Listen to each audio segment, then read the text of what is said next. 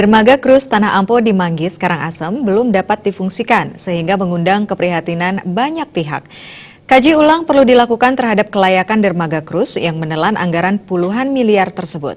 Selain itu, aparat penegak hukum diharapkan segera menyelidiki kemungkinan penyalahgunaan wewenang dan pelanggaran hukum dalam pelaksanaan mega proyek tersebut.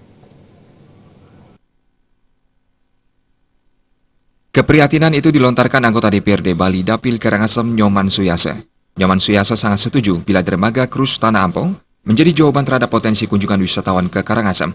Namun pada kenyataannya, mega proyek yang menelan dana puluhan miliar itu belum dapat berjalan seperti yang diharapkan. Uji coba pernah dilakukan terhadap dermaga Krus Tanah Ampo beberapa waktu lalu. Pihaknya juga menyayangkan uji coba tersebut yang tidak menggunakan kapal krus, melainkan kapal yang panjang dan bobotnya jauh di bawah standar kapal krus pada umumnya, alias di bawah rata-rata. Padahal, uji coba penting untuk membuktikan konstruksi dan kelayakan dermaga tersebut. Ketua fraksi Gerindra DPRD Bali ini juga mempertanyakan terkait layak tidaknya perencanaan awal dan visibility study terhadap mega proyek ini. Hal ini pernah disampaikan Menteri Perhubungan saat meninjau kelayakan pelabuhan yang telah menelan anggaran APBN sebesar 80 miliar lebih.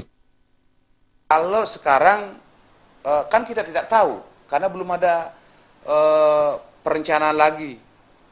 Di manakah ada permasalahan mungkin di bawah ada seperti disampaikan kemarin ada batu karang besar, kalau diledakkan itu jadi berpengaruh sama konstruksi awal. Nah, itu kan perlu penelitian juga.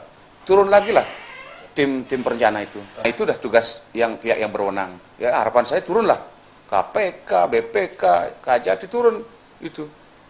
Apa yang terjadi itu supaya uang rakyat tidak disalahgunakan. Mudah-mudahan tidak terjadi apa-apa. Mudah-mudahan murni itu situasi di lapangan yang tidak memungkinkan itu.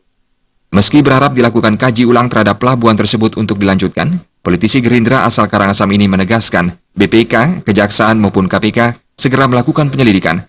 Apapun hasilnya harus dilaporkan secara transparan. Sufiatna